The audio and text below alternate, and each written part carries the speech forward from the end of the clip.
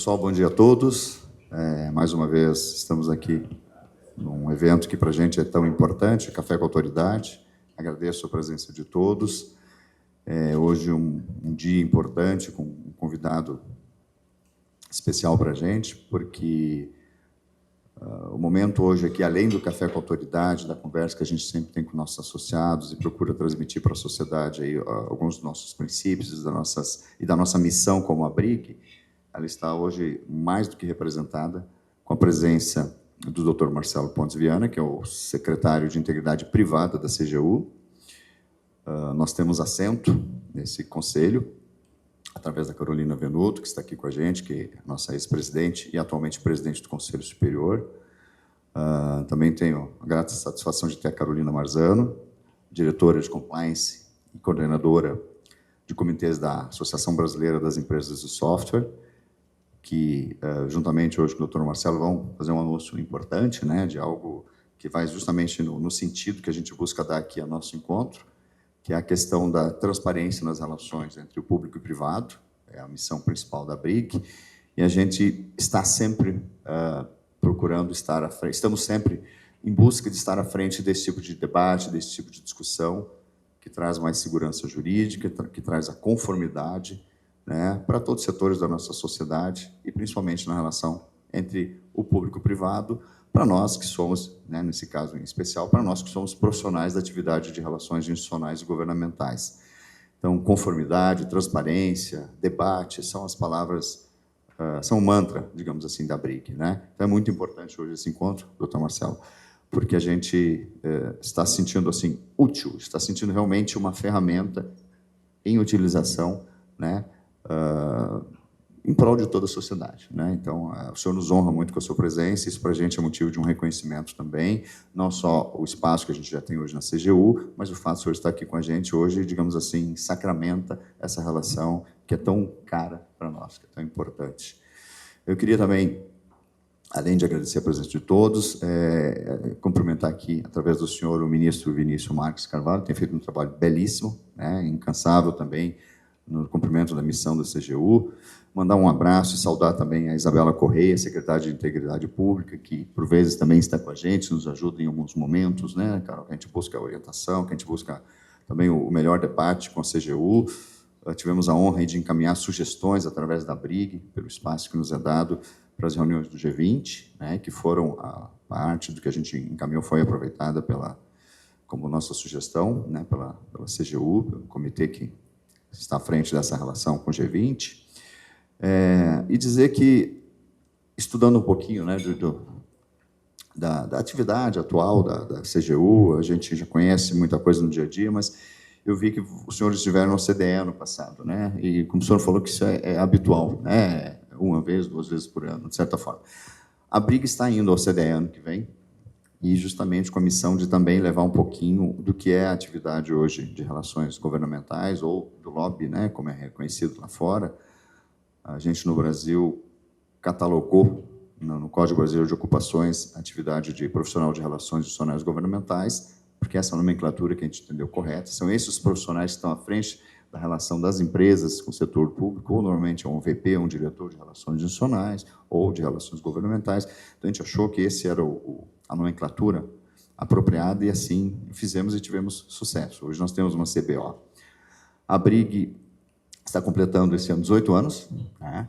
E, na linha do tempo, ela foi se consolidando como uma associação que não só buscava a questão da regulamentação da atividade de relações institucionais governamentais, mas também começou a assumir um papel de formar da melhor forma possível os profissionais que atuam, né, através de cursos de extensão, cursos rápidos, voltados para questões como compliance, como aperfeiçoamento profissional, através de técnica legislativa, né, passando um pouco do que é a técnica legislativa, de como funciona o modelo brasileiro do ponto de vista do legislativo, do executivo, né, o que nós devemos observar, de que forma nós devemos nos portar, né, e fazer as abordagens, além de ter também, na linha do tempo, uma preocupação com a questão da governança, né? E o presidente Guilherme, que não está aqui hoje com a gente, é ex-presidente, nós temos aqui a nossa ex-presidente Carolina Venuto, foram pessoas que lutaram muito e se preocuparam muito com a questão da governança da BRIG. Eu costumo dizer que a minha missão é bastante difícil, porque a Carol deixou a casa muito arrumada, e eu, homem, às vezes é meio bagunceiro, né? Eu tenho que cuidar para não... Mas, assim, as coisas estão mais fáceis. A gente meio que recebeu já um manual e está procurando fazer o melhor, inovando naquilo, porque a inovação ela é constante, está sempre atento aí às novas demandas. E, Carol, só esqueci de falar de alguma coisa, depois você me complementa, tá? Que eu sou seu aluno. Enfim, a nossa missão como associação, ela está hoje muito além da questão da regulamentação. Continua sendo o nosso principal objetivo e nós estamos em busca disso. Estamos tendo um diálogo muito saudável com o senador Isalci. Eu encontrei com ele fortuitamente semana passada e ele me prometeu que esse ano ele vai entregar um texto para a gente debater de alguma forma, né? Ele está cobrando a consultoria legislativa da casa, mas ele pretende realmente, pelo menos, colocar um texto para a gente começar o debate, né? O que eu queria também dizer é que a gente, na BRIG, tem um evento anual chamado Prêmio Marco Maciel, que premia a nossa forma de reconhecer e estimular as melhores práticas na área de RIG.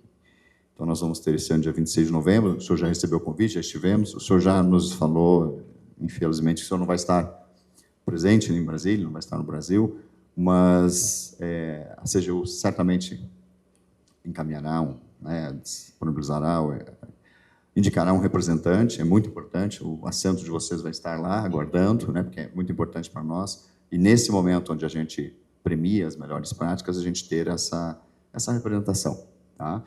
Então, queria de novo agradecer esse apoio que o senhor e a CGU nos emprestam sempre para a gente ajudar a sociedade, de uma forma geral, andando em linha, sempre em sintonia com o que a CGU nos apregou, digamos assim.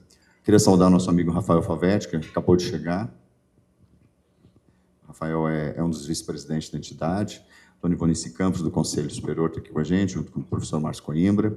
A nossa primeira vice-presidente, Francine Moore.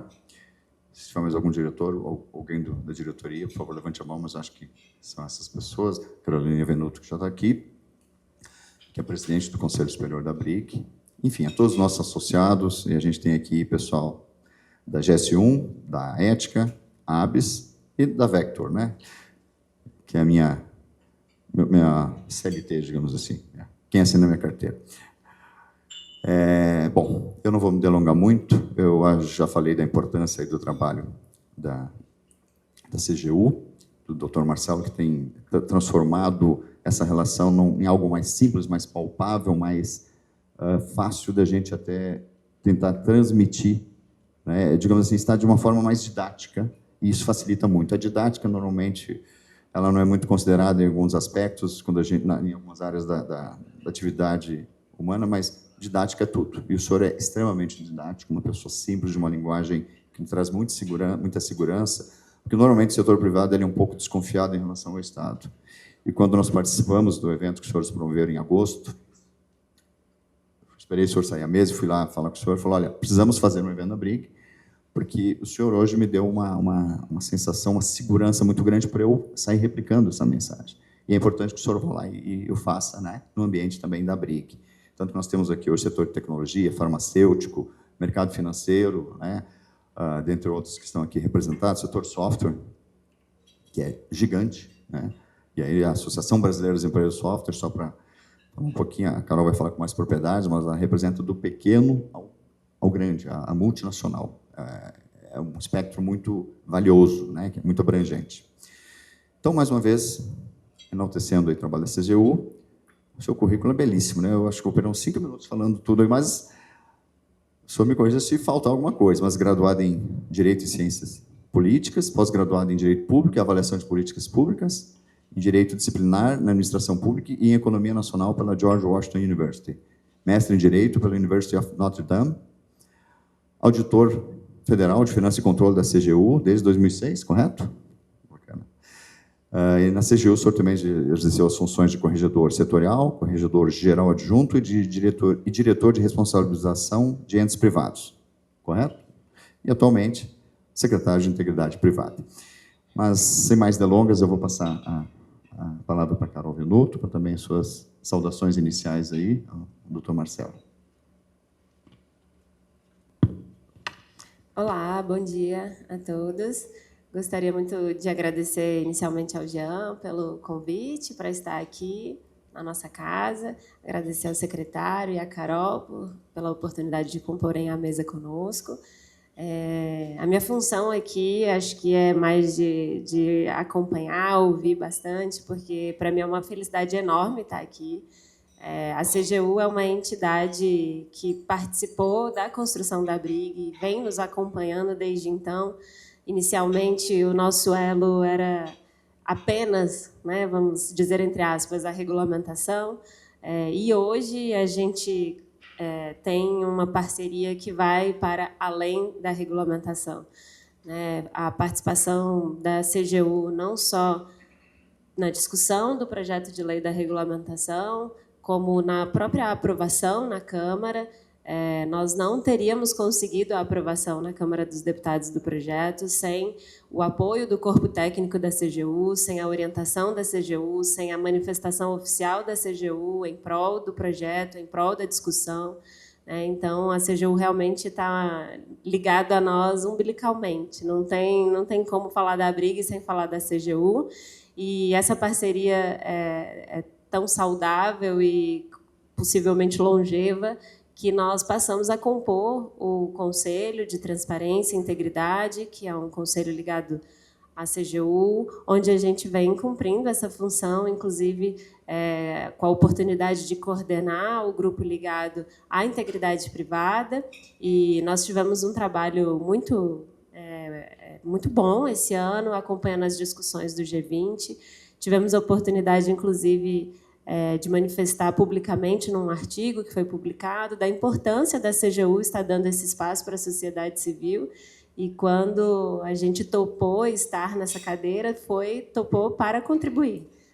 Então, a gente está lá como soldado, realmente, da CGU, e assim o fizemos, tivemos espaço para contribuir, tivemos oportunidade para apresentar as nossas sugestões que, inclusive, foram acatadas para a inclusão do paper oficial da CGU no âmbito do G20, então a gente ficou muito honrado com isso.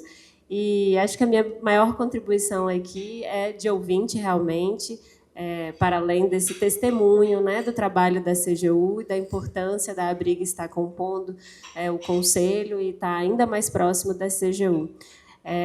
Fico aqui à disposição, secretário, já querendo deixar uma sugestão de ouvir um pouco sobre o trabalho do G20. A gente tem aí o evento final do G20 na próxima semana e seria muito proveitoso poder ouvir um pouco do trabalho que a CGU acompanhou durante toda essa discussão durante o ano. E, obviamente, que eu não poderia de deixar também de incentivá-lo a falar sobre a regulamentação. Gostaríamos muito de ter, como tivemos no passado, no ano passado, o apoio da CGU. Claro que o texto em si do projeto, a gente está sempre à disposição, a sociedade muda, a nossa atividade muda junto, e a cada ano que o projeto não é aprovado, obviamente, novas discussões são sempre salutares, e por isso a gente segue incentivando a CGU a estar conosco nessa luta, nesse debate, para que a gente tenha, inclusive, mais segurança também, Jean, quando a gente fala em integridade e segurança para as empresas, a gente estava falando anteriormente com o professor Márcio, a importância da regulamentação para que empresas investam no país, para que empresas tenham segurança em se relacionar com o Estado. Então, acho que são assuntos que caminham muito em parelho. Muito obrigada pela presença de todos. Fico aqui à disposição também para, ao final, ouvi-los e também contribuir para o debate.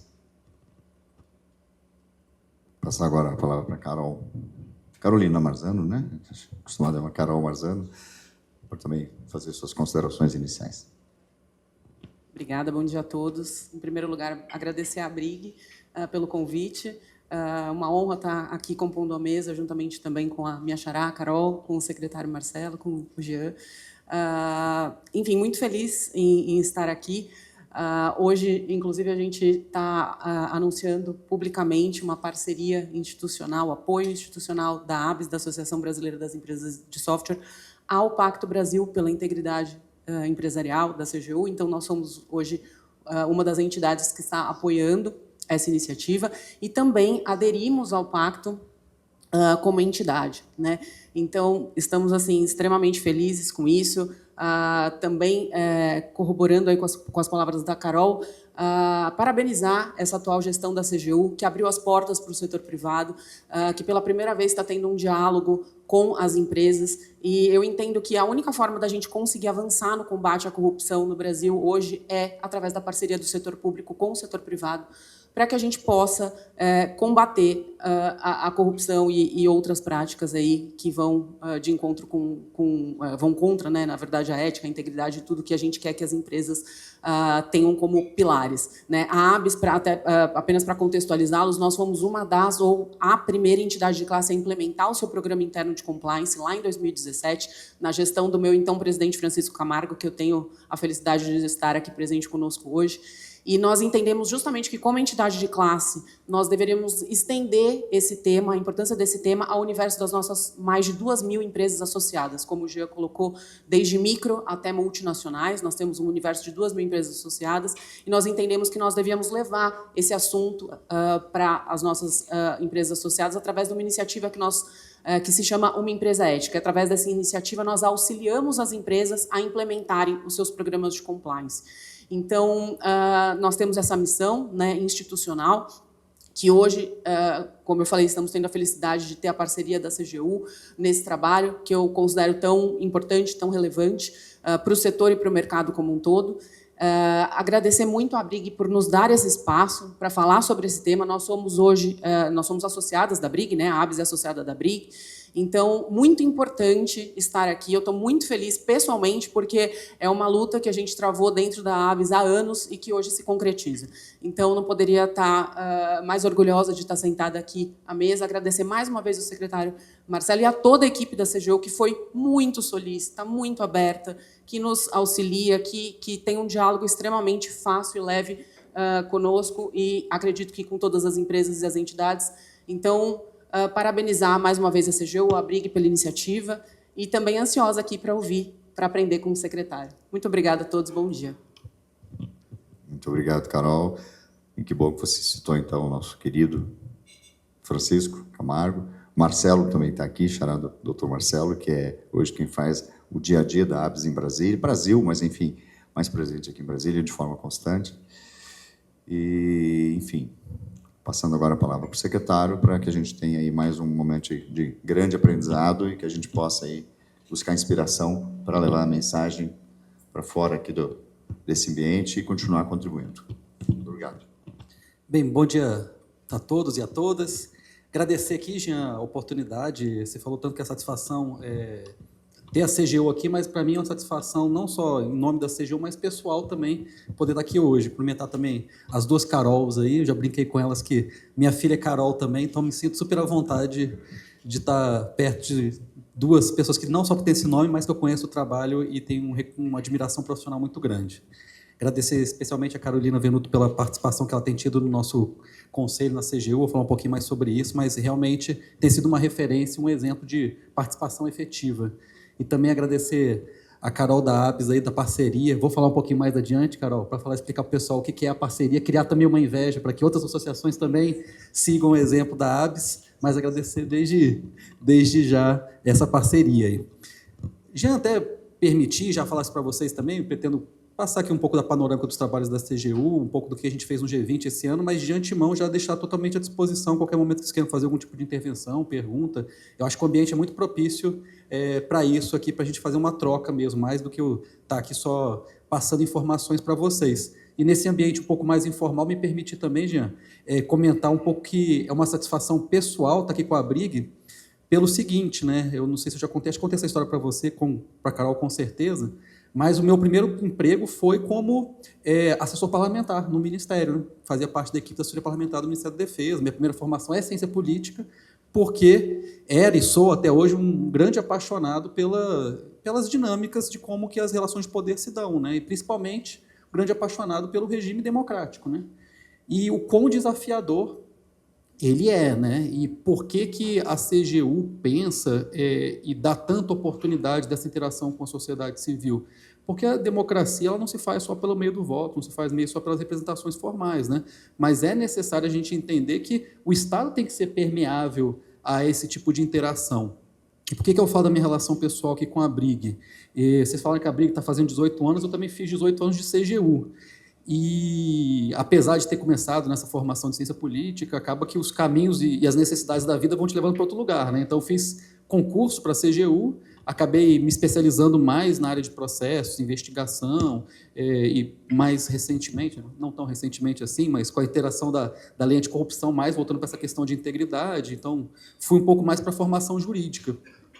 Mas, salvo engano, ali pelos meados de 2014, 15, os meus caminhos começaram a se cruzar um pouco com a Brig. Foi até a satisfação encontrar o professor Márcio aqui, porque eu recebi um convite na época acredito que até associado da Brig até hoje, Eduardo Galvão, estava montando um treinamento sobre essa área de RIG e precisava de alguém que falasse sobre integridade, sobre ética. E aí a gente se conheceu por alguns contatos em comum, e para mim foi uma satisfação muito grande poder fazer esse link do que eu estava trabalhando hoje com a área de relações governamentais.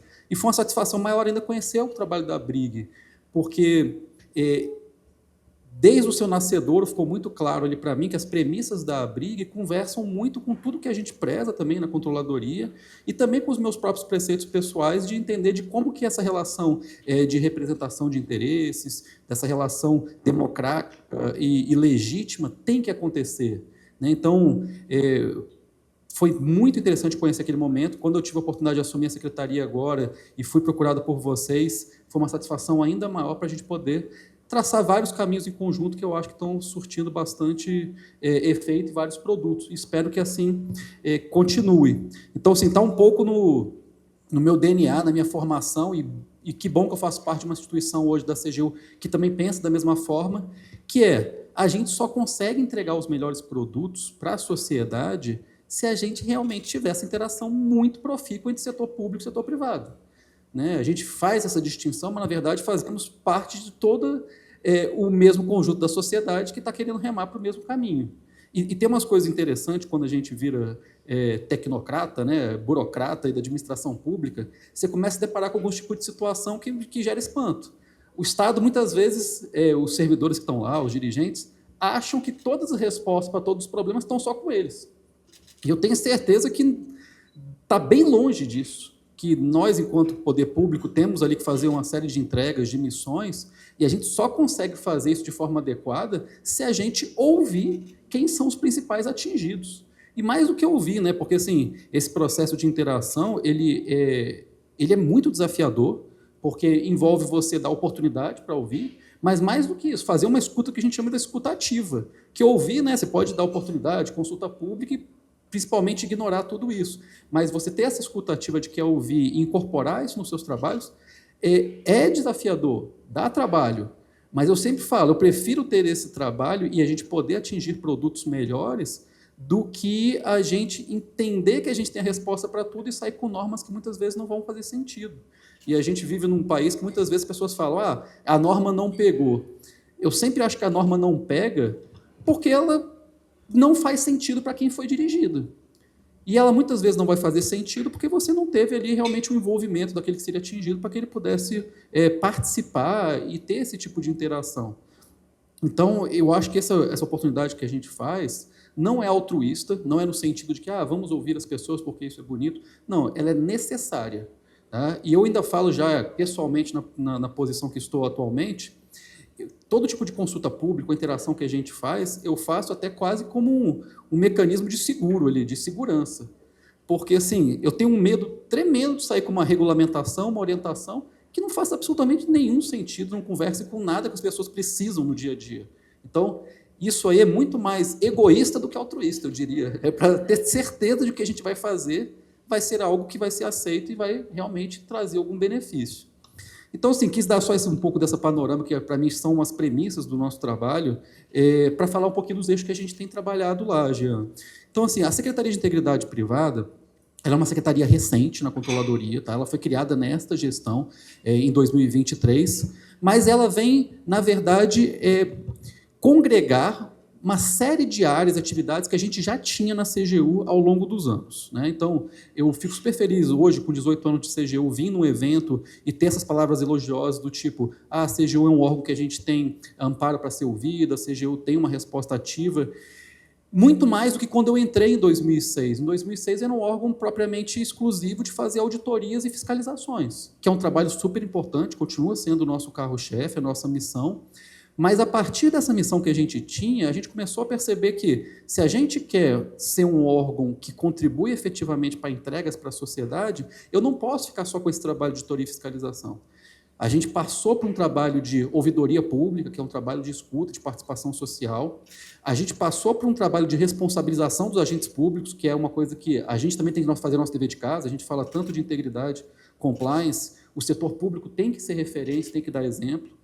Então, os primeiros anos que eu estive na CGU, eu trabalhei muito nessa área de responsabilização dos agentes públicos envolvidos em atos de corrupção, para culminar na percepção de que, olha, se a gente quer uma sociedade mais íntegra, não basta só o Estado estar fazendo o seu dever de casa, a gente tem que envolver a sociedade como um todo. E aí cresceu para a gente a percepção de que o setor privado, que é o setor que gera riqueza para o país, que gera realmente desenvolvimento social e econômico, ele também tem que ser envolvido nessa pauta.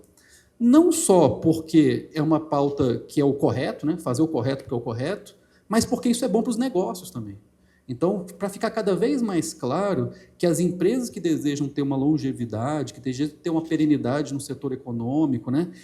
Lucros de longo prazo, eles têm que estar aderentes com as boas práticas, porque isso vai reverberar para melhores negócios.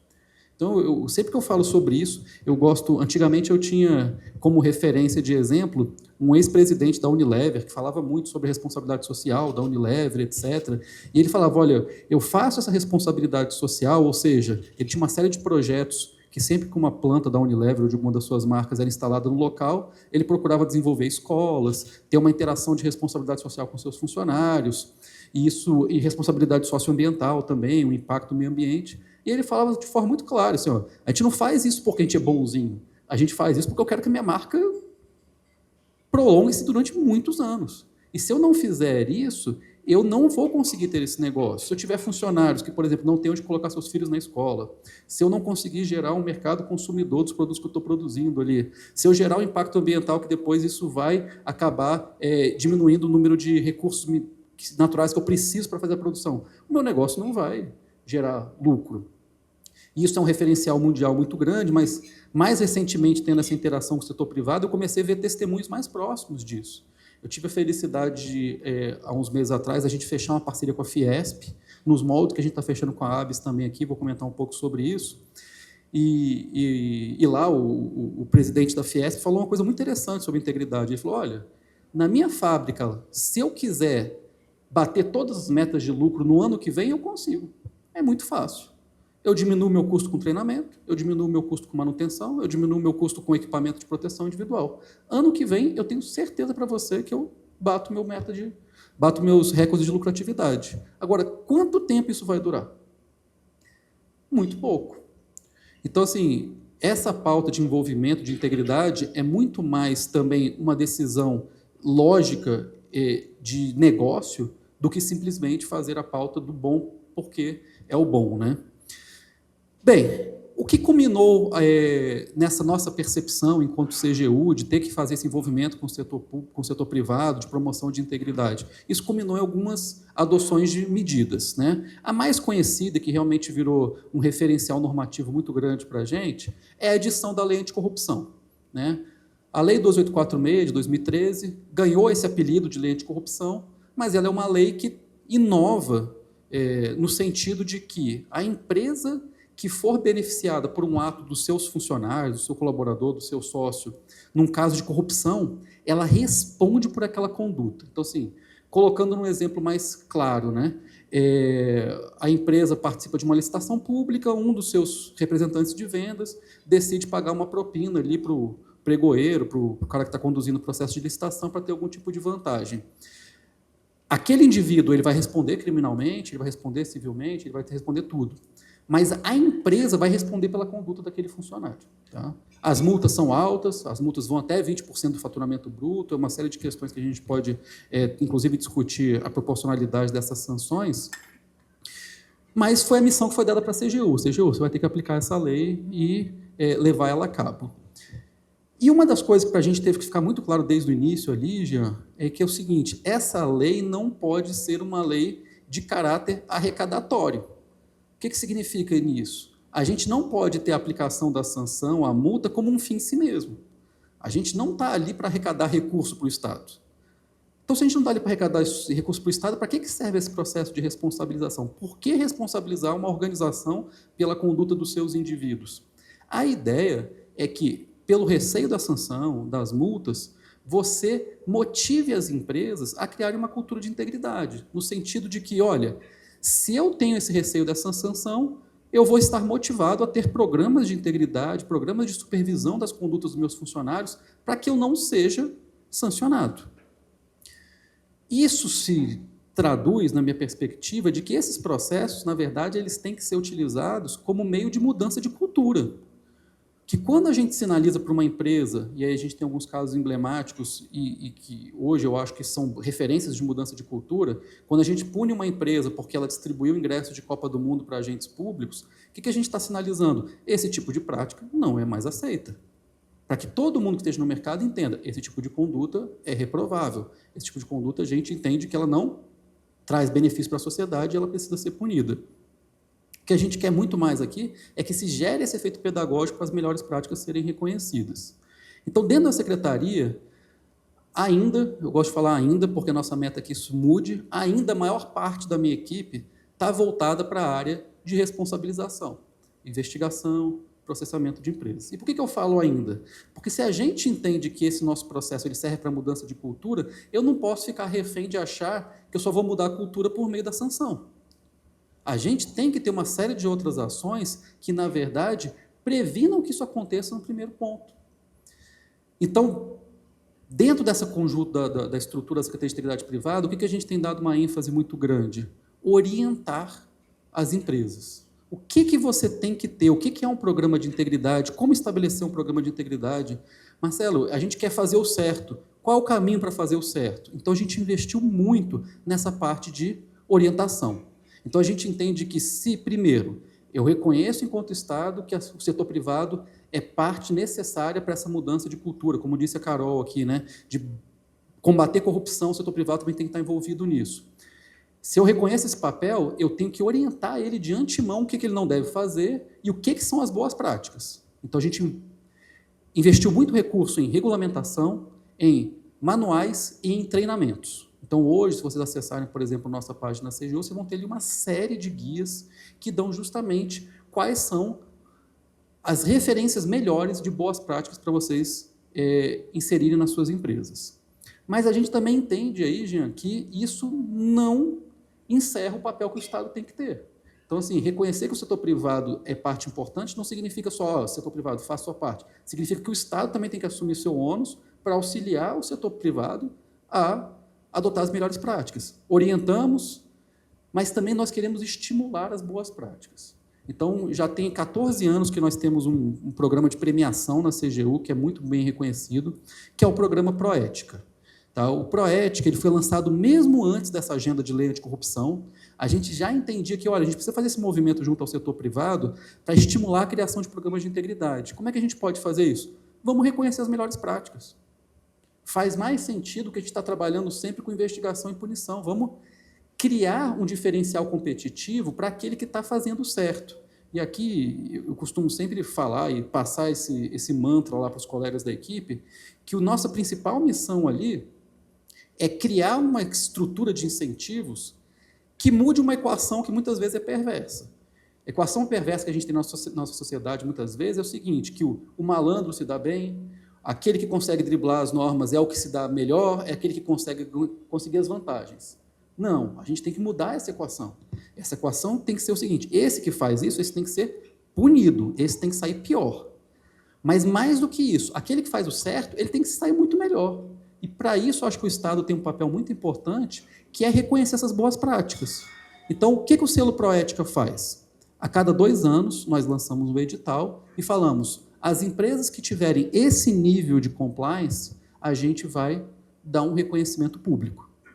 Se tornou, ao longo desses 14 anos, um programa de muito sucesso. Tá? Cada edição que passa, o nosso desafio é maior, porque mais candidatos se colocam à prova, e a cada ano que passa, a gente também sobe um pouquinho mais a régua. Na última edição, a gente teve 299 inscritos e 84 empresas premiadas. Tá? Então, nós, nessa interação com o setor privado, a gente já vê muitas empresas que falam o seguinte, Marcela, minha meta, já coloquei para o meu board, daqui a 3 anos eu quero o selo Proética. Eu estou conseguindo um investimento aprovado pelo meu conselho, porque se eu conseguir o selo Proética, meu setor de integridade vai ser robustecido. Então, a gente entende que o selo Proética ele tem realmente essa capacidade de estar sempre puxando o sarrafo para o alto e servindo como um norte para as empresas. Só que o que acontece? A gente também reconhece que é uma boa iniciativa, mas ela tem seus limites. Porque quando a gente fala aqui 299 empresas candidatas, 84 premiadas, significa que a porta é estreita. E realmente a porta é estreita porque a gente quer que ele sirva como esse instrumento de estar sempre fomentando níveis de excelência. Só que aí seria muito pouco da nossa parte, a gente fez essa reflexão no ano passado, de que a gente precisava oferecer mais alguma coisa para o setor privado. Porque quando a gente olha para o setor privado, a gente vai falar o seguinte, olha, tem uma série de empresas que estão iniciando essa jornada, que a gente chama da jornada pela integridade, estão começando a entender o que é um programa de integridade e querem fazer isso, mas ainda não estão no nível do selo Proética. Nós temos um conjunto de outras empresas que, pela complexidade delas, seja por que o negócio dela mesmo não exige um nível de padrão de excelência como o Proética exige.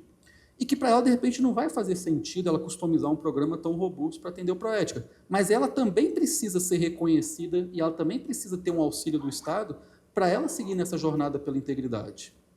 E aqui compartilhando com vocês os nossos desafios que são grandes, porque o selo Proética é uma coisa que acaba tendo um impacto muito grande na nossa força de trabalho, porque esse ano a gente está estimando que 350 empresas, pelo menos, vão se inscrever. A gente tem que parar boa parte do nosso contingente para fazer essas avaliações.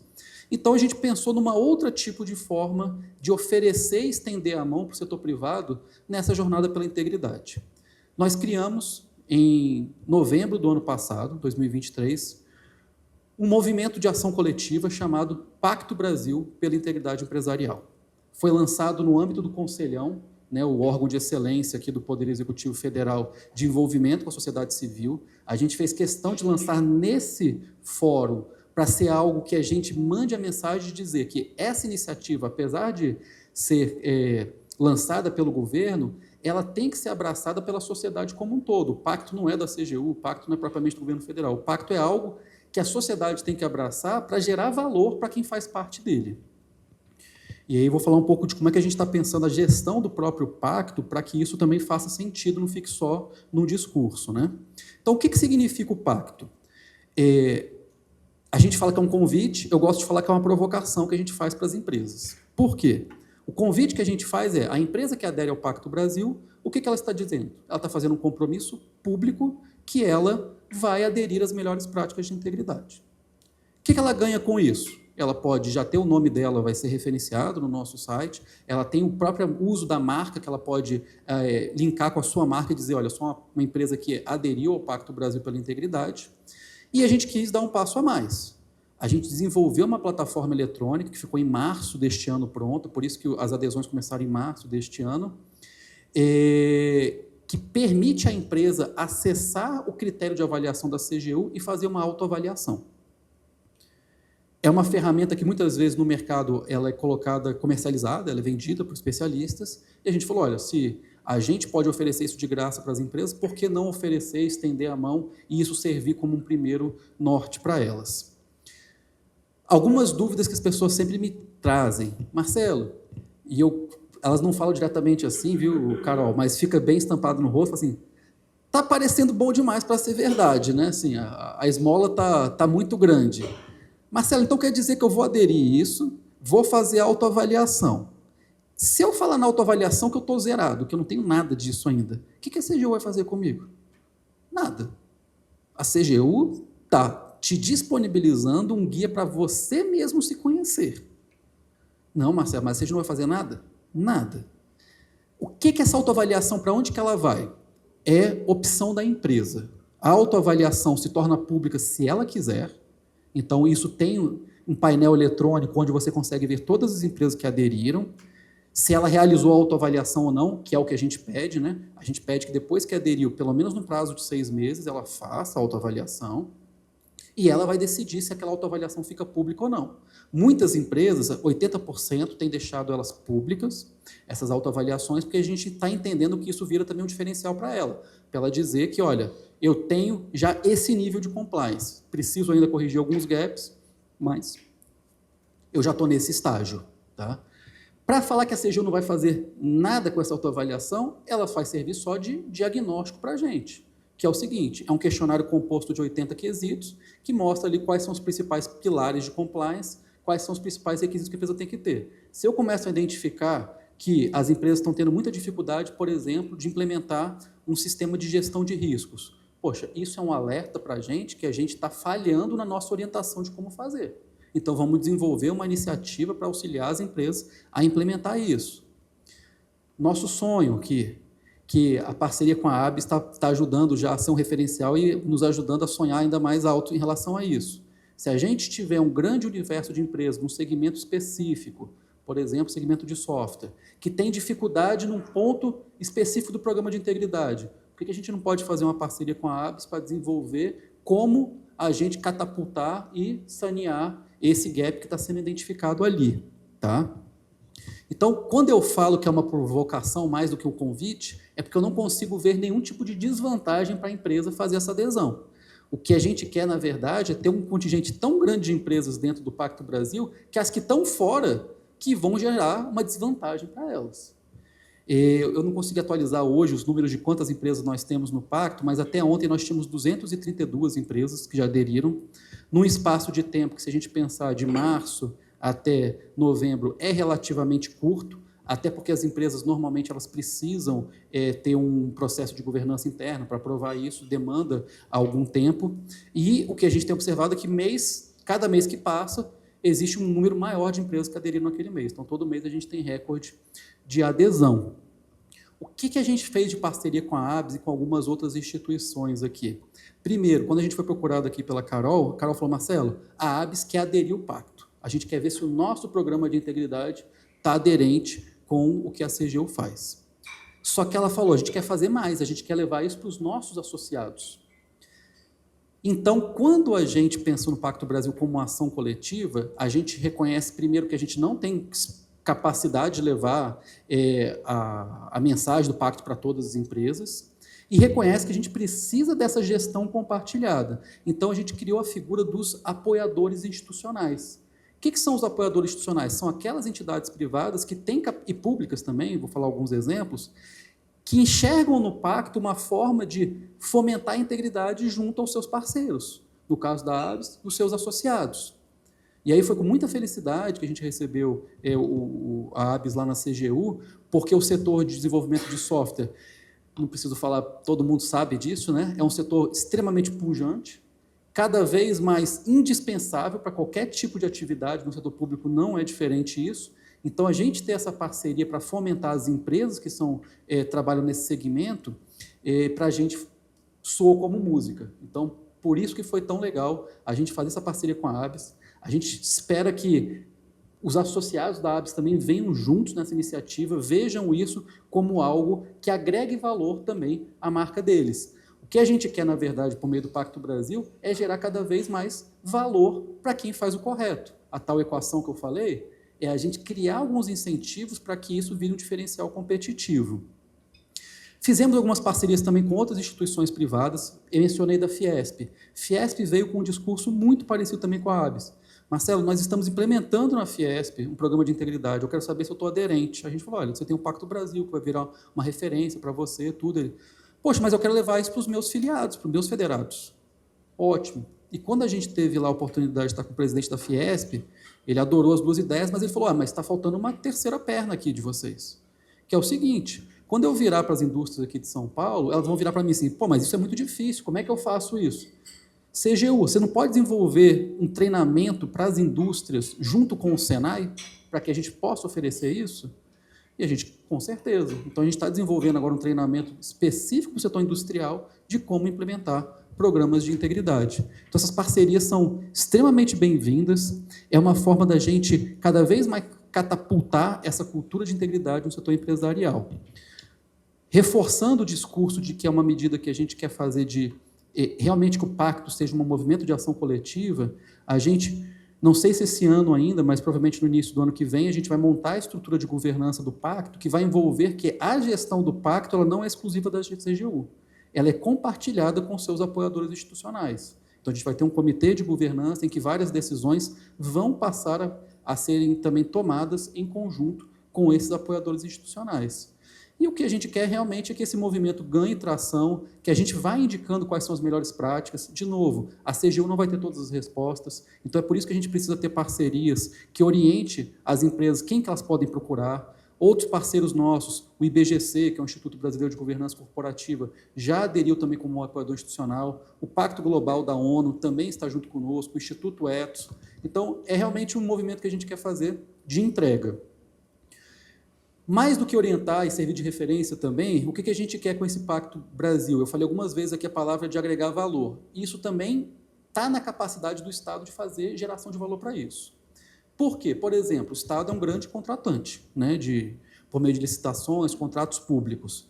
O Estado tem uma discricionariedade, ele tem o poder de falar o seguinte: eu quero contratar mais com empresas que estejam exemplos de integridade do que aquelas que não tenham. Então, a Lei de Licitações e Contratos Públicos, a nova, que foi aprovada em 2021, ela já trouxe alguns quesitos nesse sentido. Ela fala que as empresas que firmarem um contrato de grande vulto com a administração pública têm que ter programa de integridade. E mais do que isso, que eu acho que é o grande diferencial que a lei trouxe, ela falou que a empresa que tem programa de integridade, ela pode gozar de um benefício de desempate. Um dos critérios de desempate é ter programa de integridade. E aí, para a gente, apesar de a gente louvar demais essa iniciativa e achar ela super interessante, ela cria para a gente também um grande desafio, que é como que eu vou assegurar de que a empresa que está nessas condições, ela tem um programa de integridade de verdade. Porque, associada a toda essa nossa pauta, uma preocupação nossa muito grande é que isso não se torne meramente um modismo, que seja simplesmente uma coisa que, eu tenho aqui um programa de integridade. Quando você vai olhar, ela não tem algo efetivamente implementado e construído. Então, nesse desafio, o que a gente está utilizando? Existe uma proposta nossa de regulamentação de decreto, está na Casa Civil, expectativa é que ela seja aprovada a qualquer momento, que ela vai dizer o seguinte: a empresa que aderir ao Pacto Brasil, tá, ela vai poder utilizar isso no momento de uma licitação para servir de critério de desempate. Marcelo, quer dizer que só o fato dela aderir já garante que ela tem um programa de integridade? Não, como eu frisei várias vezes aqui, é um modelo autodeclaratório, de autoavaliação. Mas o que significa dizer? Que para participar de uma licitação e gozar desse benefício, ela tem que aderir ao pacto.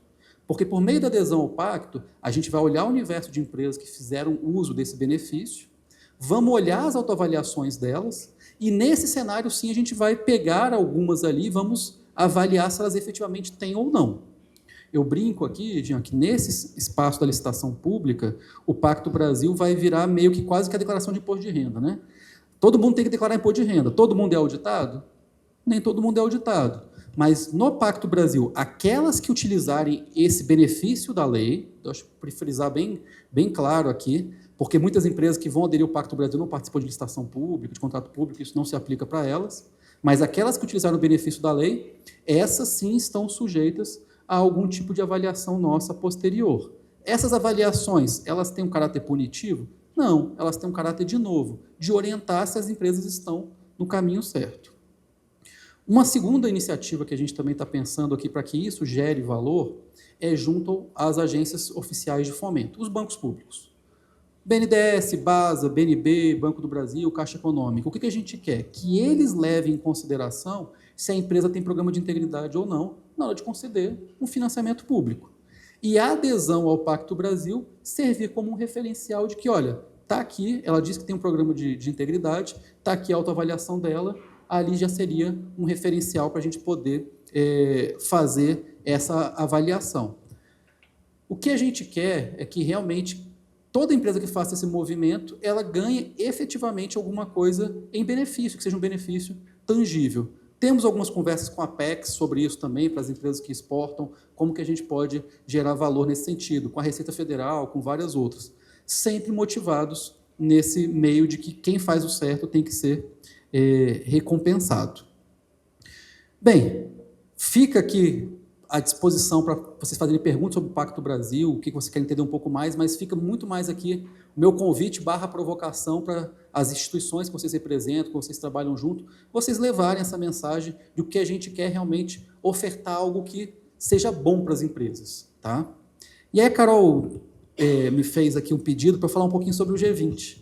E é com um misto aqui de satisfação e alívio que eu falo do G20, porque eu tive a oportunidade esse ano de presidir o grupo anticorrupção do G20. Para quem não está tão inteirado assim do G20, o G20 ele tem vários grupos de trabalho, várias linhas de atuação nas mais variadas temáticas, né? Parte financeira, educação, saúde, enfim, vocês têm acompanhado acho que um pouco pela imprensa aí, são variados os temas.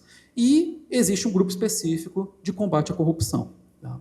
Então, a CGU lidera essa delegação junto a esse grupo e a gente esteve trabalhando aí ao longo desse ano para fazer as nossas entregas. Qual foi o grande objetivo que a gente teve nesse grupo anticorrupção? É fazer justamente o link entre combate à corrupção e o que era a pauta principal do Brasil. O que era a pauta principal do Brasil, que é ainda, né, do âmbito do G20? Justiça e sustentabilidade. Então, o que o combate à corrupção contribui para um mundo mais justo e um planeta mais sustentável? Fazer essa interlocução entre a temática de combate à corrupção e justiça, e principalmente sustentabilidade, não é um link tão óbvio assim. Principalmente quando a gente está num ambiente de países com backgrounds bem diferentes, com cabeças bem diferentes, com prioridades bem diferentes. Tá? Então, o que a gente quis trazer nos principais documentos que a gente aprovou? Que combater a corrupção não é um fim em si mesmo. Quando a gente combate a corrupção, a gente está garantindo que aqueles que mais precisam do recurso recebam esse recurso, garantir que as políticas públicas sejam entregues e também garantir a sustentabilidade. Então, a gente desenvolveu alguns estudos muito interessantes justamente para motivar as demais delegações nessa pauta, de qual é a correlação direta que a gente tem de pobreza com corrupção e de impacto no meio ambiente com corrupção. E por que eu falo desenvolver esses estudos para sensibilizar as demais delegações? Porque a primeira vez que a gente levou essa pauta para o grupo, a reação foi, não, aqui é um grupo de combate à corrupção, a gente não tem nada a ver com esse tema. E a gente teve tudo que pautando e explicando que não. Essa temática tem exatamente a ver com qual tipo de mundo que a gente quer. A gente tem que estar combatendo corrupção visando justamente uma justiça e uma sustentabilidade. Dentro desse grupo de trabalho são vários produtos que a gente entrega. O principal produto é uma declaração ministerial. É um documento onde os ministros ligados à pauta de combate à corrupção de cada uma das delegações concordam quais são as prioridades de atuação de cada um dos países. Esse documento é chamado Declaração Ministerial. Ele é um documento muito desafiador para a gente conseguir aprovação. Nos últimos 2 anos, na Índia e, salvo engano, na Tailândia, não se conseguiu chegar a esse documento. Por quê? É um grupo que opera por consenso. E aí vocês todos que trabalham com representação institucional, principalmente no Congresso, sabem que às vezes ganhar maioria já é difícil, né? Consenso é extremamente desafiador. Foi o primeiro fórum internacional que eu participei que era tudo consenso. Consenso significa que uma delegação levanta a mão e fala, não quero esse ponto, e não passa. O pior não é isso aí seria até fácil. O problema é que a outra fala, mas se não tiver, aí eu que não quero. Então, eu estava comentando aqui com a Carol, que até o último dia de reunião, eu achei que a gente não ia ter essa declaração ministerial. Porque também envolve, lógico, a gente não está isolado ali no mundo, num contexto geopolítico que hoje em dia, infelizmente, está muito tensionado. Né? Então, você tem países ali na mesma mesa, de repente, essa é uma das riquezas do G20, você tem ali um grande grupo dos G7, que são os países ricos do Ocidente, né? Mas você tem ali na mesa Rússia, você tem na mesa China, você tem mesa Índia, países que têm perspectivas bastante diferenciadas. Então, a Rússia, especialmente, teve uma dificuldade muito grande ali de aprovação desses documentos em razão de entender como sensíveis a alguns pontos ali colocados na declaração. Pois bem, essa declaração foi aprovada por consenso, o que por si só já é um grande mérito, mas olhando essa declaração, vocês vão ver que vários avanços foram bem feitos, foram bem endereçados. Eu queria destacar 2 aqui, que é interessante para o grupo aqui da BRIG, para além do link com sustentabilidade e endereçamento do mundo mais justo. O primeiro tem a ver com o reconhecimento que o desenvolvimento de políticas por parte do Estado só é exitoso com a participação da sociedade civil e seu engajamento. Esse talvez tenha sido a parte mais difícil da gente construir a redação, viu, Carol? Porque quando a gente tem na mesa ali alguns países que nem democráticos são, né, e tem dificuldade de reconhecer, inclusive, organizações civis, determinadas linguagens são muito difíceis para eles aceitarem. Mas a gente conseguiu fazer isso, então está endereçado lá o reconhecimento que o Brasil fez esse trabalho de maneira exitosa e que as próximas presidências têm que seguir esse modelo. Então, está no âmago ali da declaração ministerial que a escuta ativa, a participação da sociedade é algo essencial, inclusive no combate à corrupção. E a segunda temática, que também é mais própria da minha área, mas tem tudo a ver com vocês também, é um pouco de replay do que eu falei aqui da nossa perspectiva de envolvimento do setor privado, que é uma declaração ministerial que reconhece que o setor privado é parte essencial na promoção da integridade.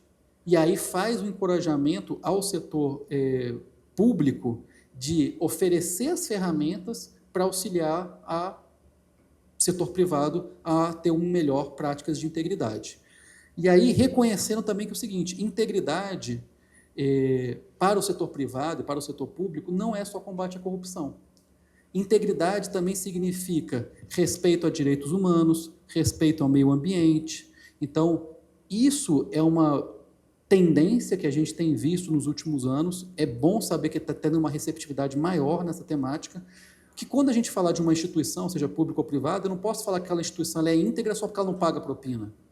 Mas, ao mesmo tempo, ela é tolerante com o trabalho escravo. Ao mesmo tempo, ela é tolerante com sonegação de impostos. A empresa que ela é íntegra, ela cumpre as regras e faz o certo de acordo com a função social dela. Então, a gente conseguiu aprovar isso.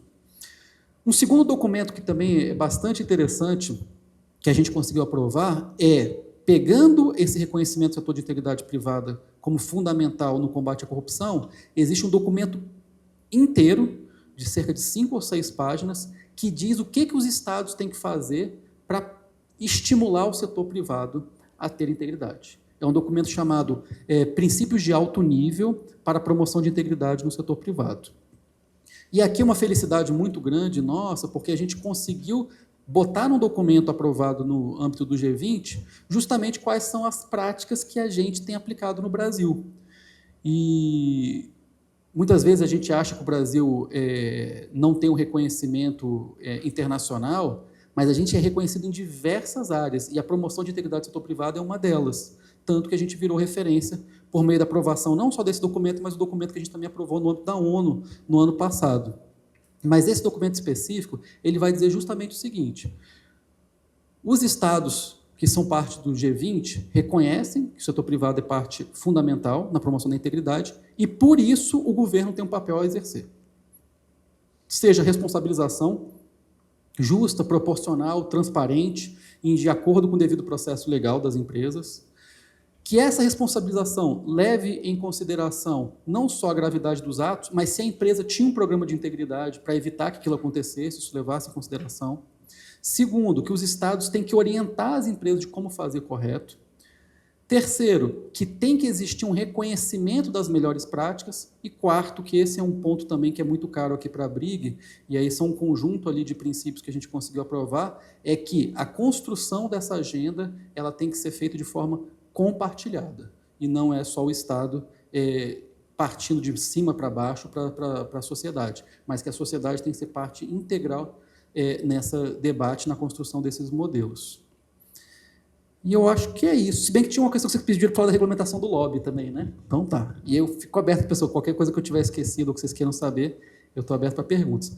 Bem, regulamentação do lobby. Acho que a Carol e o Jean sabem bem disso. Lá na CGU, essa é uma pauta que é mais conduzida pela Secretaria de Integridade Pública. Mas o que eu posso compartilhar com vocês de antemão aqui? Sem sombra de dúvidas, é uma das prioridades da Controladoria Geral da União que essa relação setor público e setor privado seja, sim, objeto de regulamentação. Tanto é que, ao longo dos anos, o que pôde ser feito no âmbito do nosso poder de regulação, a gente fez, por emissão de portarias, decretos, né, práticas, principalmente de uso de agendas públicas, de definição de critérios de hospitalidades, presentes, etc. E essa é uma pauta que, sim, ela é prioritária nossa. E o fato de vocês estarem lá no nosso Conselho de Integridade, Transparência e Combate à Corrupção dialoga justamente com essa pauta. A gente entende que esse é um dos pontos que a gente é demandado, inclusive, em âmbito internacional. Você comentou, né, gente? Vocês estão indo na OCDE no ano que vem. A CGU participa de diversos fóruns lá, inclusive por força de convenções que nós somos obrigados. Apesar do Brasil não ser membro efetivo da OCDE, nós somos membros da Convenção de Combate à Corrupção ao Suborno Transnacional, que é o título chamado, da Convenção da OCDE. Então, nesse fórum específico de combate à corrupção, a gente é membro efetivo, é avaliado pela OCDE, inclusive uma avaliação bastante rigorosa.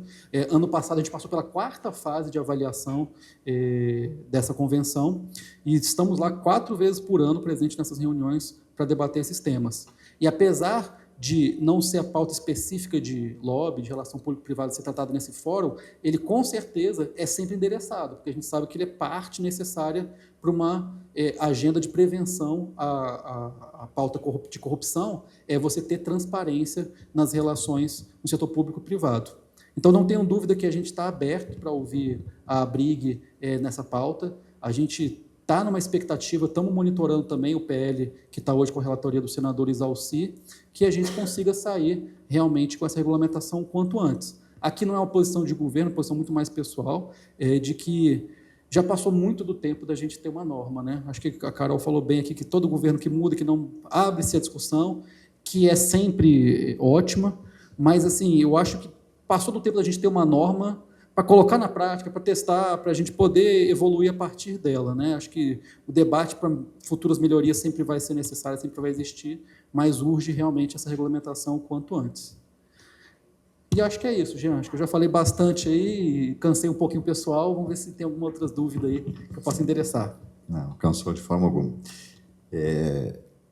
Eu queria só enfatizar também que, eu acho que já comentamos isso com os senhores, ou já sabe, que a ABRIG, nessa ausência ainda da legislação, né, que regulamente a atividade, nós encomendamos, né, custeamos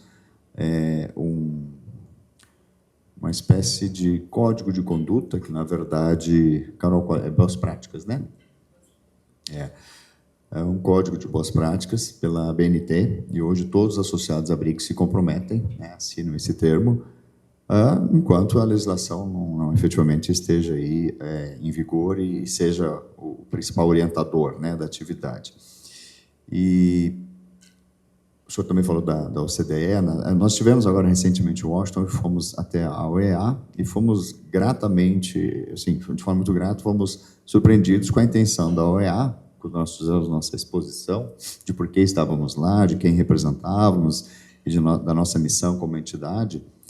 E depois eu até vou pedir ao professor Márcio Coimbra que nos dê o privilégio da sua palavra, porque ele foi o organizador da missão, que foi um sucesso, e a OEA quer celebrar um termo, né, de relacionamento oficial com a ABRIG, por reconhecer a ABRIG como uma entidade que está em busca da transparência e das melhores práticas, e isso tem muito a ver com as premissas da OEA, né? Mas o professor depois fala com mais propriedade sobre isso. Eu vou lhe passar a palavra. E, bom, de uma forma geral, eu acho que a nossa missão aqui ela está bem. O gol foi marcado, porque era um pouco isso, né? A gente ter essa conversa um pouco mais à vontade sobre a importância hoje da questão da busca pela certificação, né? Inclusive, isso que o senhor falou com a gente agora aqui, sobre a questão da Casa Civil, né? Que já estaria avaliando uma espécie em termos de referência positiva para aquelas empresas que já aderiram, né, que já estão em busca. O selo proético, eu acho que é o estágio final, né, mas o processo em si da busca pelo compliance, para a conformidade, eu acho que ele já é um grande passo para a nossa sociedade, né? Essa preocupação e essa busca já são uma sinalização muito importante. O selo por ética, como eu falei, seria o troféu maior, mas estar no caminho certo já é a melhor notícia, né, que a gente pode dar. Mas eu queria agora franquear a palavra, então, por favor, aos senhores. Se alguém quiser fazer... Não sei se aqui na mesa alguém quer fazer alguma consideração, senão vou passar a palavra ao público aqui presente. Então, por favor, Carol. Bom, primeiro, parabenizar o secretário. Foi uma aula, né? Acho que ele endereçou todos os pontos. E a gente fez essa provocação até para fazer o reconhecimento mesmo, assim, de quem participou, tanto da reestruturação do Proética quanto do Pacto, que eu acho que endereçam também, foram muito importantes para a construção do Position Paper do G20. E queria destacar, né, que a Brig, como membro do Conselho, participou desse projeto como um todo, e que essa visão mais ampla da integridade, ela sempre fez parte da nossa missão na Brig também. A gente sempre falou que a regulamentação não pode... A visão punitivista da corrupção não pode ser um fim em si mesmo. Porque não adianta você ter a pena e você não está estimulando, você não está orientando, você não está reconhecendo. Isso, inclusive, foi o que nos motivou a fazer a prática recomendada, como o Jean falou, porque não adianta a gente também ficar, vamos regulamentar, regulamentar, e não fazer o nosso papel de casa, que é educar, capacitar, reconhecer, né? Com tantas outras iniciativas, não só a prática recomendada. E eu precisava destacar isso porque, de fato, foi algo que a CGU colocou debaixo do braço, que é essa visão mais ampla da integridade, tanto na reformulação do pacto, que é algo muito importante para a Brig. A gente criou vários comitês, dentre eles o Comitê de Mulheres, o Comitê de Jovens, o Comitê de Meio Ambiente, porque nós temos essa percepção também de que precisamos incentivar boas práticas de um modo geral. Eu tenho um grande amigo entusiasta da nossa atividade, que é o Rui Nogueira, que ele me ensinou a primeira coisa quando eu comecei a atuar nessa área, que é não existe a forma certa de fazer a coisa errada. Então, acho que isso tem que ser amplo em todos os pontos. Não adianta você só estar punindo as empresas que combatem, que fazem corrupção, mas você também tem que estar incentivando as boas práticas de uma forma geral. Então, só queria fazer esse reconhecimento público e demonstrar que é uma satisfação enorme. Essa foi uma das contribuições que a Brig fez para esse documento do G20, e eu reconheço que foi um avanço muito grande e que bom que houve a possibilidade desse consenso com as outras nações também. Só isso. Alguém gostaria? Fran, por favor. Fran e Marcelo, tá?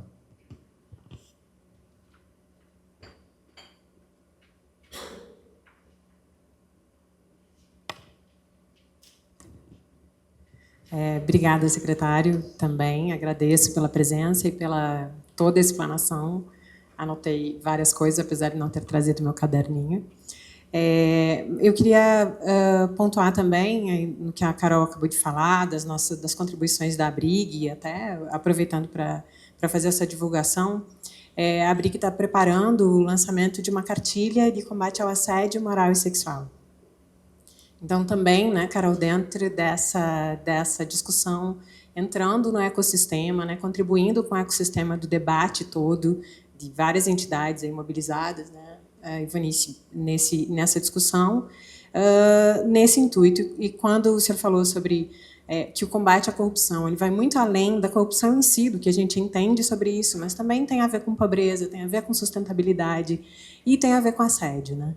Então, nós temos pesquisas já da nossa área, acadêmicas e questionamentos mesmo que nós fizemos entre as associadas e entre as profissionais em geral. E o assédio é uma grande barreira para a atividade. Então, o número é assustador, é como 98% das respondentes entendem que o assédio é uma dificuldade que elas enfrentam na área, por ser mesmo, né, uma área de atividade ainda muito relacionada ao universo masculino. E eu queria que o senhor, se pudesse, falasse um pouquinho sobre isso, né? Sobre como a questão do combate ao assédio se insere nessa discussão global do combate à corrupção e do Proética e do Pacto Brasil, enfim. E aí, rapidamente, eu queria também dizer que me parece um excelente nicho de mercado, né, para os profissionais, até para os profissionais jovens. Então, para a gente ver um curso de formação mesmo, né, especificamente, porque a área de compliance é uma atividade, né, dos profissionais de RIG, como é que a gente vai se inserir também para poder contribuir com essa formação em cada empresa. E depois ainda, exagerando, se vocês têm um perfil do setor, quais são os setores que mais se inscreveram já nessas, acho que são 230 empresas, né? Se tem os principais setores, só para a gente ter uma ideia, também já pensando em mercado de atuação. Obrigada mais uma vez. Bem, sobre a questão do assédio, como você muito bem colocou, a gente insere tudo dentro de uma pauta mais ampla de defesa dos direitos humanos, né, de forma geral. Mas, sem sombra de dúvida, o assédio, ele tem, nas suas mais variadas formas, né, ele tem ganhado uma pauta muito prioritária por parte da CGU. Acho que a Carol deve ter observado lá, especialmente quando a gente está olhando para o setor público, tá? Então, nós desenvolvemos uma cartilha no passado, a cartilha, o Guia Lilás, que justamente visa, pode servir até de referência na construção do guia de vocês também, recomendo essa leitura, de como que a gente tem que combater internamente no setor público o assédio, né? Só que também não está longe da nossa perspectiva de que isso é um mal que está presente em qualquer tipo de organização, né? Então, hoje, salvo engano, a gente não tem nenhum quesito específico dentro do Pacto Brasil, das nossas regras específicas ali do Pacto, um quesito que fala, o seu programa de integridade tem combate a assédio? Acho que não. Esse é um gap que a gente precisa endereçar, mas que já está sendo endereçado no âmbito do Proética. A próxima edição, a Carol, dentro do Conselho, ela está tendo a oportunidade também de contribuir com a criação dos quesitos que vão ser objeto do Proética, da próxima edição. Ele já vai contar com quesitos específicos de assédio. E até falar, o Proética, ele já era para ter sido lançado agora, neste mês. Infelizmente, a gente está adiando a edição do Proética para o ano que vem, porque a gente está num momento grevista na CGU, que acabou impactando essa atividade. Mas, com certeza, ele vai trazer essa parte de assédio também, tá? Você perguntou do perfil das empresas que aderiram ao pacto. Eu não vou saber de cabeça, mas ele é um painel eletrônico dinâmico que a gente pede que cada empresa trace o seu perfil, né? Então, a gente tem lá já, de forma estratificada, quais são os principais setores que estão fazendo essa adesão. Inclusive, ele estratifica lá por porte da empresa, segmento de atuação, se contrata com poder público ou não. Tem vários quesitos que já são públicos, que a gente consegue saber qual é o perfil que está mais buscando. Mas você tinha falado também de outra questão. Da formação. Sem sombra de dúvida, assim, o que eu posso falar sobre a questão de atuação na área de integridade? Teve um boom muito grande no setor profissional ali com a edição da Lei Anticorrupção, muito grande mesmo. Então, assim, você viu criação de vários cursos de pós-graduação, cursos de especialização, etc. Parecia que era aquela história de, é uma moda, né? O que eu posso falar? É um setor que veio para ficar. Então, hoje, como a gente acaba se coloca à disposição para isso, interagindo muito, não só com o setor profissional, mas com a academia também, existe já assim, um setor muito bem estruturado de formação desses profissionais.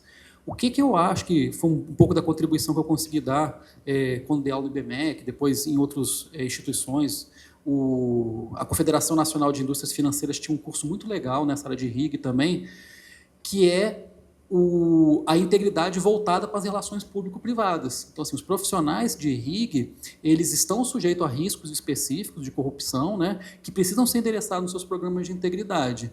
Então, acho sim, sem sombra de dúvida, que vale muito a pena investir nessa área de formação. Há uma demanda do mercado muito grande ainda, e eu acho que, de novo, não é ainda, né, ela vai sempre existir. Eu acho que as empresas sempre vão precisar de profissionais com essa capacitação. Vai?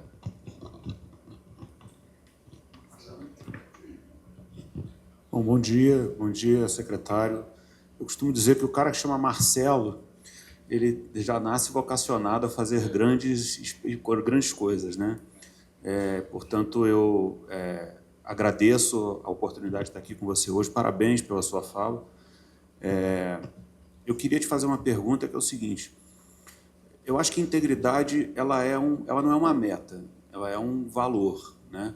Então, cada vez que passa, e acho que a gente tem evoluído nesse sentido, de que a gente consiga gerar esses mecanismos de incentivos, que você muito bem mencionou, para que as empresas possam incorporar a integridade como um valor institucional a ser perseguido invariavelmente nas suas mais diversas atividades. E aí a pergunta que eu queria fazer a você é o seguinte, eu queria saber Uma das ferramentas do compliance é a gestão de riscos, né? A gente categoriza riscos e tudo mais, e aí, fazendo uma analogia nessa gradação de riscos altos, baixos, médios, toleráveis, intoleráveis, a Carol sabe isso muito melhor do que eu.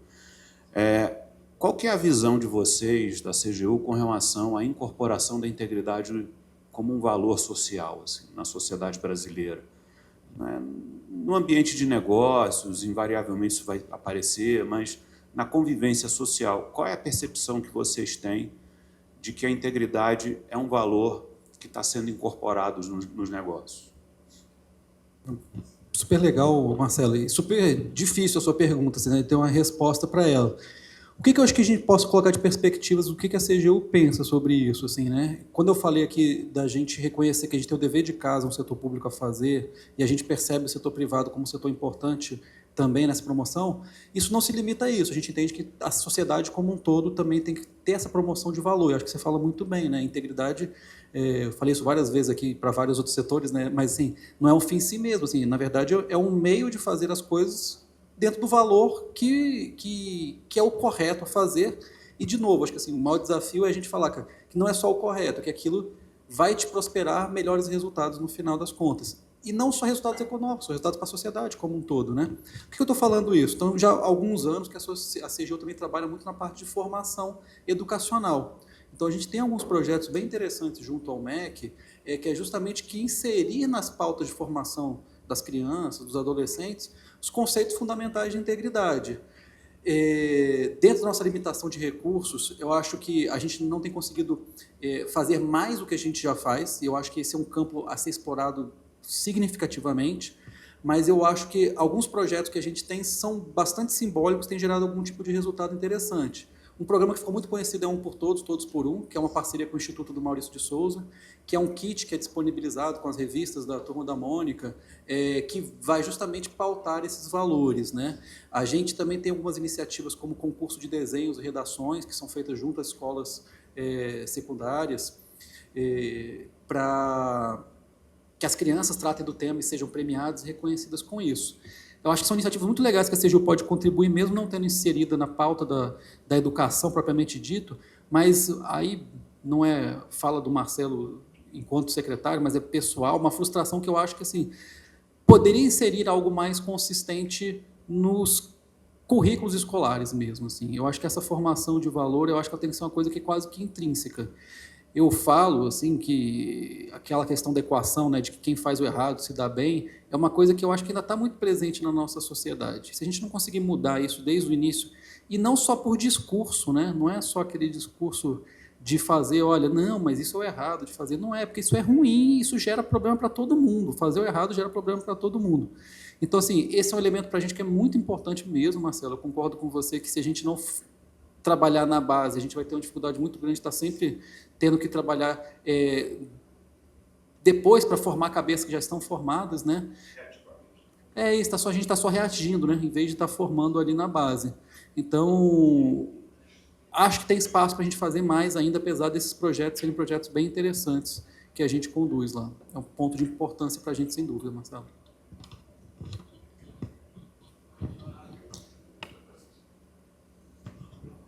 Secretário, vou recuperar o comecinho da sua fala lá.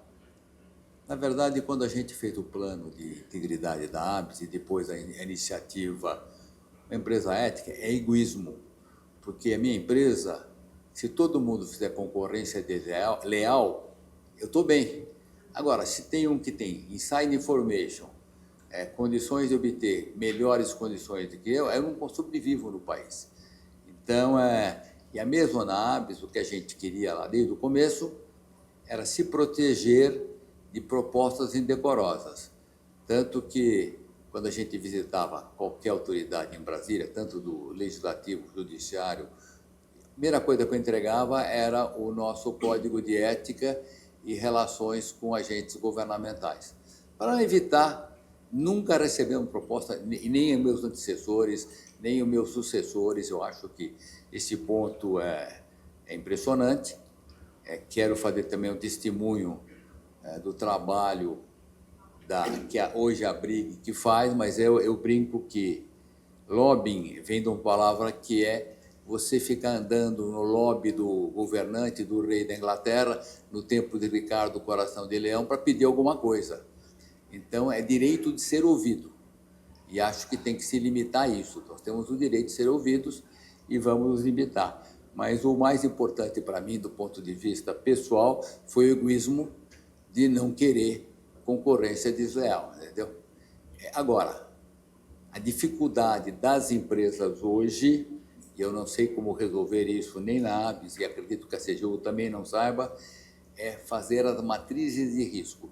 Matriz de risco de corrupção, matriz de risco de LGPD, e agora nós estamos certificando a empresa num negócio fastidioso, dificílimo, que é ISO 27001 para cibersegurança, que é outro problema também.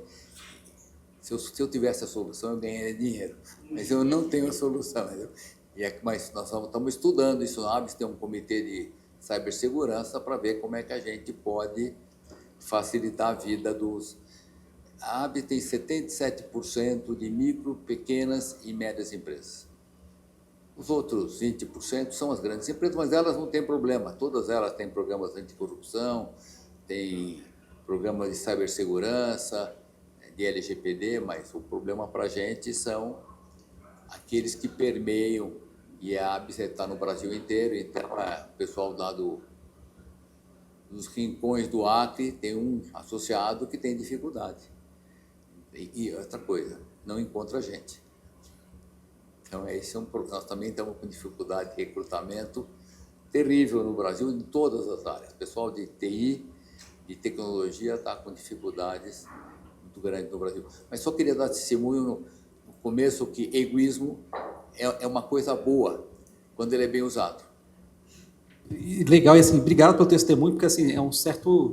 dá um grande alento, assim, porque, como eu disse também na minha fala inicial, boa parte do meu dia a dia é lidar com os casos que deram já errado, né? Assim, com os casos que seja porque o agente público pediu a propina, seja porque o agente privado ofereceu. Então, assim, boa parte da minha agenda ainda é tomada dos casos de corrupção que a gente tem que lidar. E, assim, é muito bom ouvir que algumas práticas, até simples, né? Assim, eu sei, simples no sentido de oferecer, olha, quando você tem uma interação com o agente público, fala, olha, esse aqui é o meu código de ética, isso aqui, para ele entender de antemão que não há espaço para esse tipo de situação e que isso surtiu efeito. Então, assim, fico muito feliz de saber isso mesmo, dá um grande alento.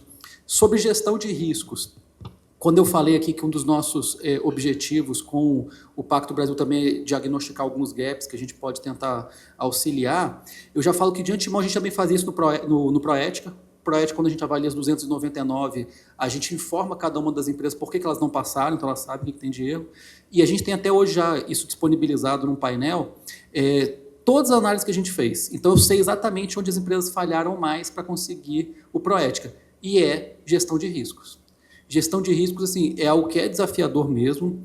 Uma das coisas que eu coloco como desafio para a equipe é se a gente consegue oferecer algum guia, algum ferramental, ainda que seja aquele framework mais padronizado. Cibersegurança, com certeza, tem uma especificidade muito grande que acredito que a gente não teria tanto conhecimento para poder contribuir, mas eu acho que contribuindo com os pilares básicos de orientação de como é que faz uma gestão de riscos, acho que já seria um instrumento de grande ajuda.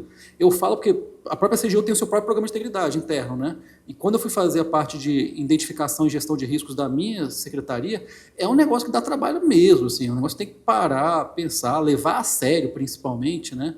Então, a gente tem que ver como é que a gente consegue auxiliar as empresas. Está no nosso norte, aí sim. Essa dor não é só sua, eu acho que é compartilhado por vários. Aí.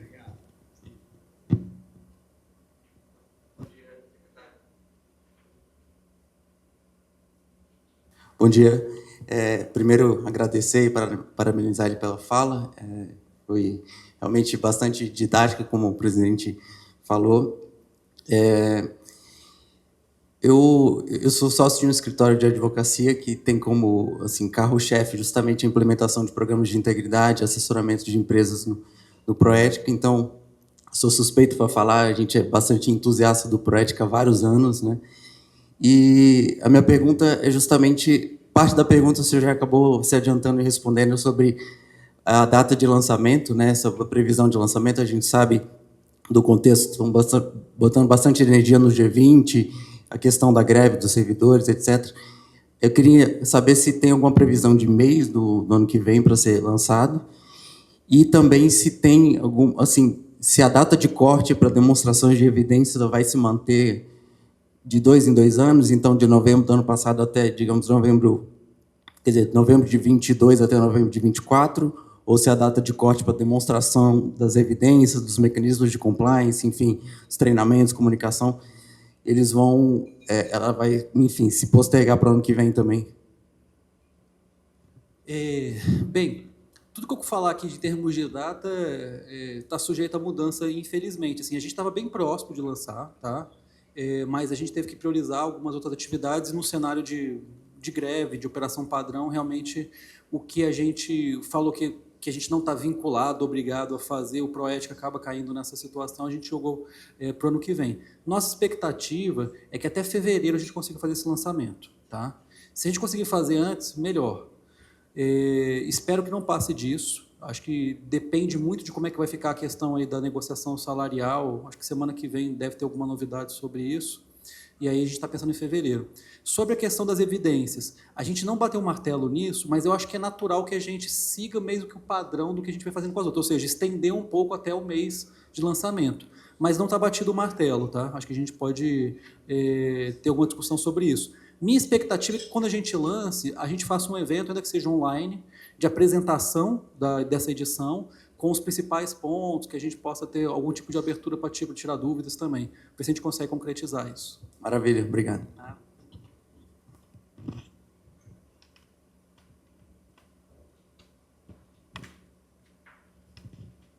Secretário, é uma satisfação recebê-lo aqui na Brig. Fico muito contente de nós nos reencontrarmos aqui, né? Afinal de contas, é uma parceria profícua durante muitos anos, seja na academia, né, lá no IBMEC, ou também quando eu dirigi a Apex, quando a gente implementou o nosso departamento de compliance na Apex, que não existia, e que a CGU foi muito parceira da agência, e agora eu vejo, felizmente, que isso está dando frutos, agora se expandindo para as empresas atendidas pela Apex também. Eu fico muito feliz com isso.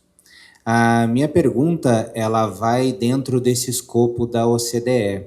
Afinal de contas, o trabalho da CGU, ela transita muito dentro da OCDE. E nós sabemos que a OCDE é um lugar de boas práticas que auxiliam muito para a atração do investimento estrangeiro sadio. E a minha empresa, ela trabalha muito com a atração do investimento estrangeiro sadio. E um dos grandes problemas que nós vemos no Brasil é que o Brasil é aberto ao investimento estrangeiro, mas não necessariamente é aberto à atração do investimento estrangeiro sadio, como nós conversamos antes. E em Washington, com a comitiva da Brig, o presidente Jean, a gente teve na OEA, que reconheceu a Brig como uma interlocutora importante dentro do processo democrático brasileiro, parte dos 5 pilares da OEA. Por isso, eles sugeriram um memorando de entendimento entre a OEA e a entidade, o que nos deixou muito contente pelo reconhecimento internacional do trabalho da Brig, né? Nós gostaríamos de saber aqui, e eu acho que isso é importante, nós ouvimos isso de atores externos em Washington, mas eu gostaria de ouvir a sua percepção, e a sua percepção enquanto alguém que frequenta a OCDE, do quanto a regulamentação pode ajudar a trazer investimento estrangeiro de qualidade para o Brasil. O quanto nós temos um sistema de transparência no que tange a defesa de interesses, que é um dos pilares essenciais da democracia. Eu costumo dizer que não existe democracia sem relações institucionais e governamentais. Afinal de contas, as pessoas costumam sempre se equivocar achando que quem faz a defesa de interesses são simplesmente empresas como a Shell, a Vale, mas eu costumo dizer que a Associação de Tecelãs de Sorocaba também tem o mesmo direito de realizar a sua defesa de interesses. Afinal de contas, em um regime democrático, os parlamentares precisam ouvir a sociedade. E a transparência de como isso é realizado é fundamental para as empresas realizarem investimento estrangeiro no Brasil. O quanto, na sua opinião, a aprovação de uma legislação nesse sentido é necessária e benéfica para o Brasil e o quanto isso pode ajudar na atração de investimento estrangeiro de qualidade para o nosso país? Então, excelente, Márcio, e muito bom te reencontrar também aqui nesse ambiente. Márcio, eu acho que assim, você, na sua pergunta, você já dá uma resposta muito boa, com a qual eu concordo integralmente, né? Se a gente está falando aqui de um regime democrático, a gente tem que sempre tentar criar os fóruns e institucionalizar os meios de representação e de defesa de interesses. Quando a gente fala de regulamentação de lobby, o que a gente está basicamente dizendo é assegurando um direito legítimo de forma que ele seja feito de forma transparente e dentro das regras. É isso que a gente está falando, né? Só está, basicamente, regulamentando um direito constitucional de poder ser ouvido. Eu acho que isso é fundamental para qualquer tipo de regime democrático. Falando especificamente da OCDE, você e os colegas devem conhecer muito bem, ele é uma das recomendações mais fortes que a OCDE faz em termos de o que os seus países membros têm que fazer para estar aderentes às boas práticas da OCDE.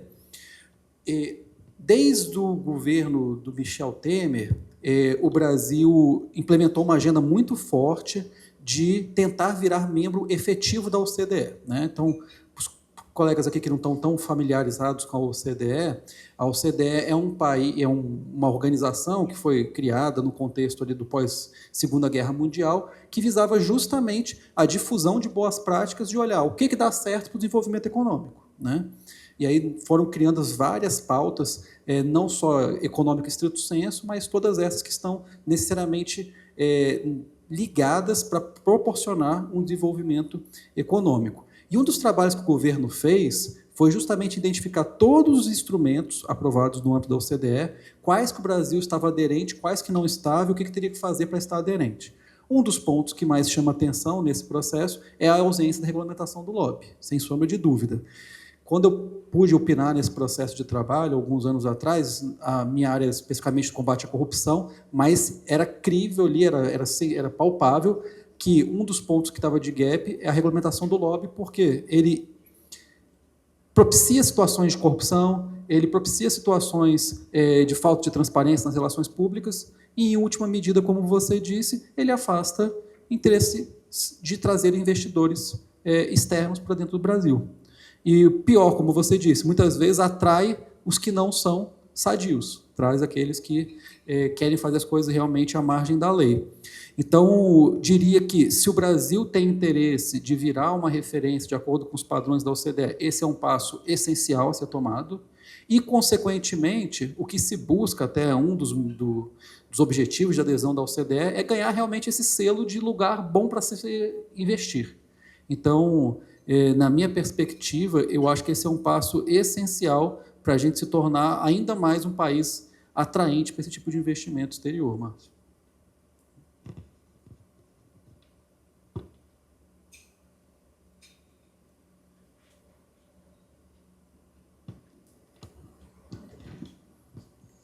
Bom dia a todos, me chamo Raquel, sou Compliance Officer da WIS, é uma corretora de seguros aqui de Brasília. É um prazer estar aqui, vendo você novamente, Marcelo, também já fui sua aluna, né? Então é sempre bom ouvi-lo. E nós temos uns desafios, né, assim, nesse setor, acho que em todos os setores, quando a gente fala de compliance, de governança, os administradores eles têm uma expectativa, né, de que a gente traga um determinado valor para a companhia. Então, temos diversos desafios, né, com a alocação de recursos, sejam eles financeiros, de pessoas, e ficamos muito entusiasmados quando existem capacitações, eventos que são públicos, gratuitos, né, para o nosso setor.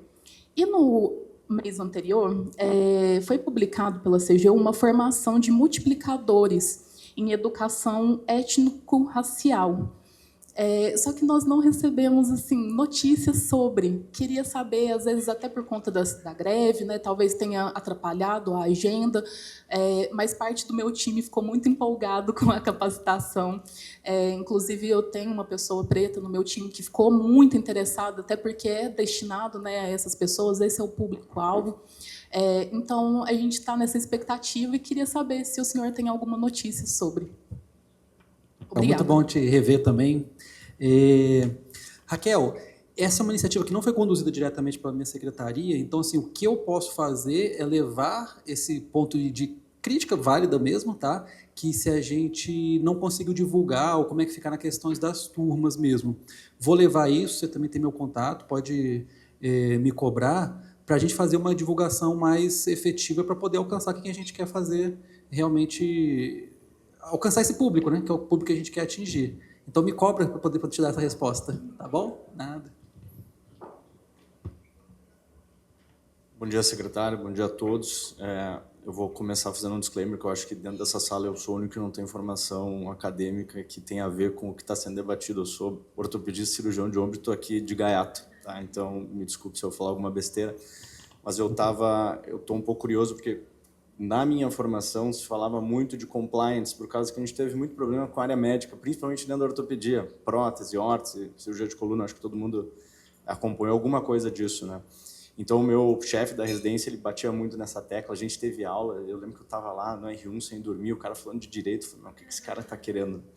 E aí eu estava aqui conversando com o Francisco, meu amigo, e fiquei com uma dúvida. Vocês, dentro do que as associações abarcam, elas pegam desde empresas multicontinentais, multinacionais, até micro, né? E aí vocês, de forma muito legal, vocês criaram um selo que qualifica essas empresas dentro de um diferencial de ética, de boas práticas. Mas aí eu fiquei pensando, a microempresa, ela passa pelo mesmo processo para validação do que a empresa grande, a gigante, porque, na minha cabeça de leigo e de gaiato, mais uma vez, esse processo deve ter custos e deve ser mais moroso para quem não tem como disponibilizar um setor da sua empresa, um número de pessoas específicas, ou contratar uma assessoria para fazer isso.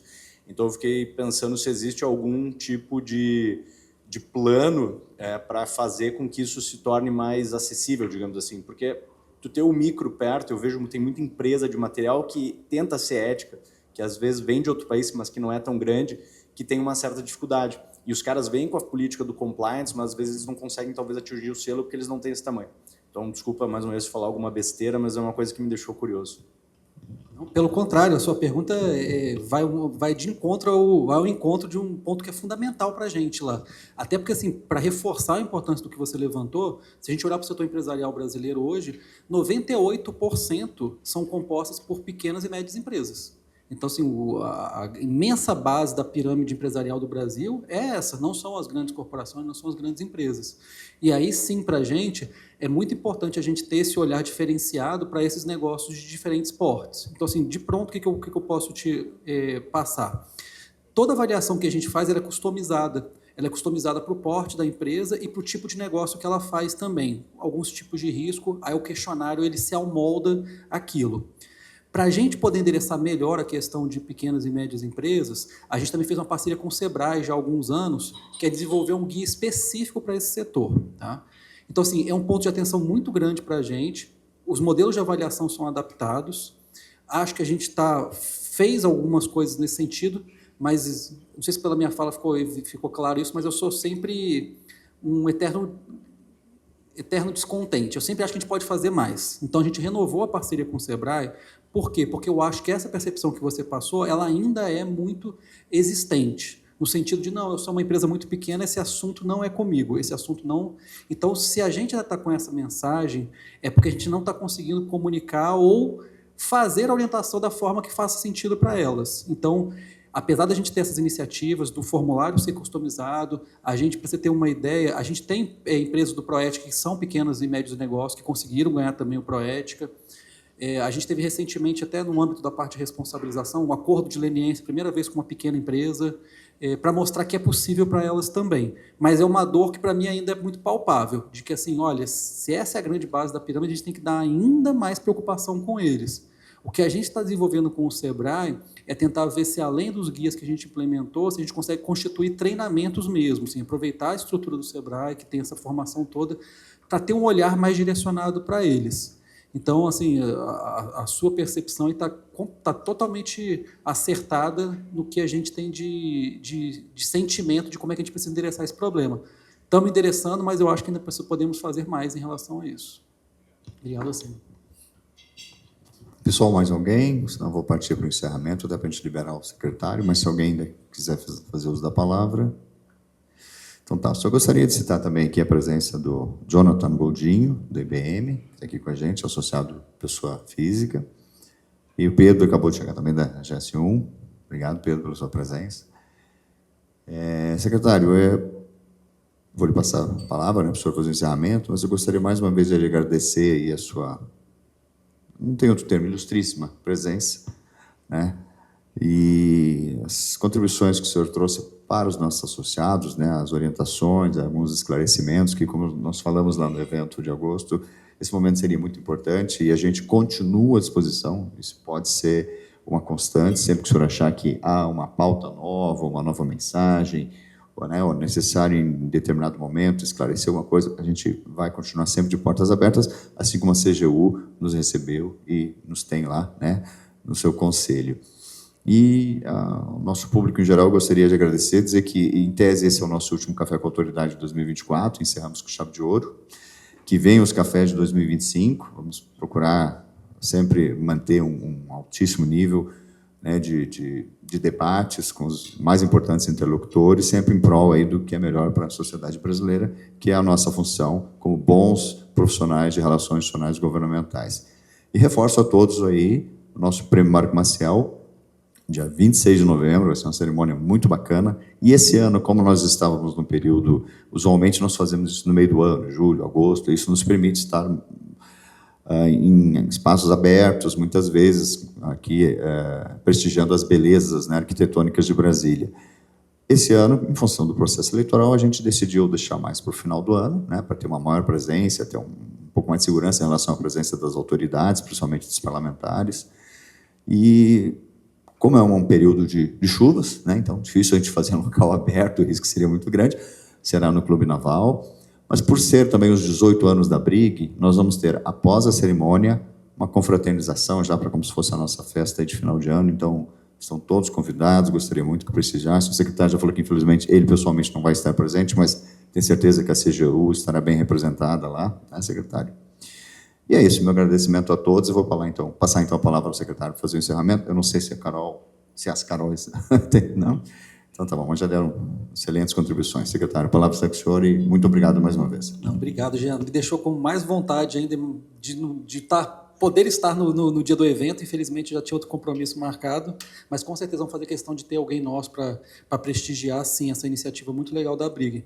E, na verdade, assim, meu agradecimento, assim, Jean, assim, para você abrir as portas aqui, para a gente poder também passar a nossa mensagem e dizer que a gente está inteiramente aberto aqui, não só a BRIG, mas qualquer outro interessado aqui. Eu costumo falar que, para mim, é muito difícil recusar esses tipos de convite para estar presente, porque, além de ser um prazer, para mim, eu me sinto quase que é uma obrigação, é um dever nosso, de servidor público, de prestar contas e de estar aqui presente. Então, te agradeço muito aqui a oportunidade e espero que a gente continue com a nossa parceria cada vez mais forte aí. Obrigado.